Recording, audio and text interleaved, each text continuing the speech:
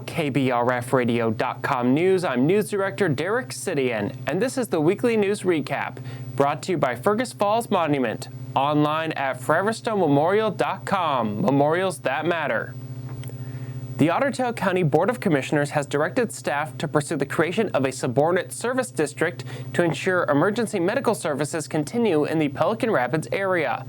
The action follows months of collaboration with local townships and cities after Ringdahl Ambulance Pelican Rapids notified communities back in March that financial challenges threatened its ability to sustain services. Commissioner Wayne Johnson led outreach efforts to townships and cities within the Ringdahl Ambulance PSA.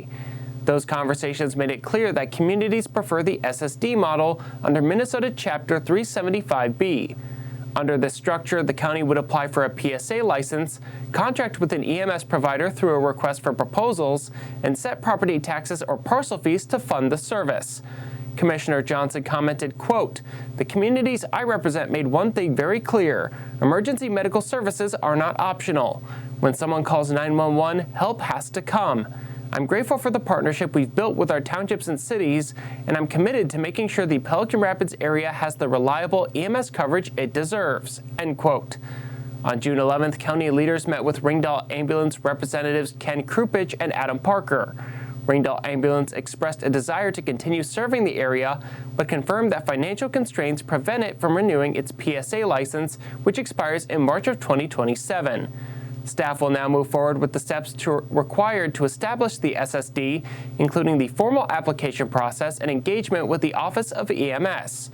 The county will continue to keep affected communities informed as the process develops. A Fergus Falls man has been sentenced for burgling his former employer. On Wednesday, 40-year-old Justin Michael Hansen was sentenced to 30 months at the Minnesota Correctional Facility in St. Cloud for committing second-degree burglary at the Casey's on East Vernon Avenue. The sentence comes after Hansen submitted an Alford plea in June, meaning he maintains that he's innocent, but admits on the record that the prosecution has enough evidence to likely secure a conviction at trial.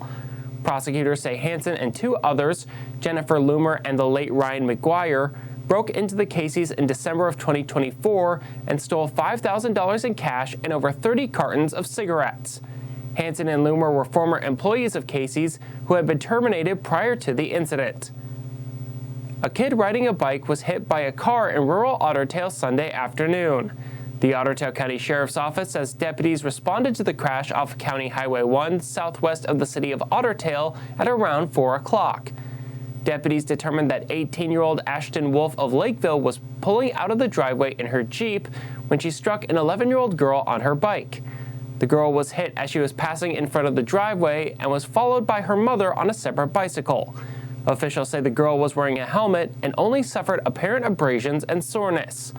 Wolf told deputies that the bikes were obscured by foliage. She said she only looked left before turning right onto the highway and did not see the girl on her bicycle. The Jeep had only minor damage. The family of the juvenile victim declined medical transport.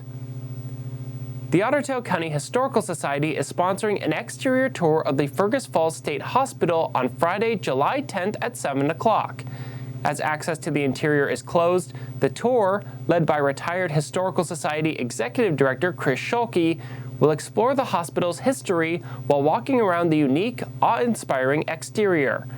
Participants will meet at the west end of the main complex. Parking is available in the Government Services parking lot, and the cost of the tour is $10.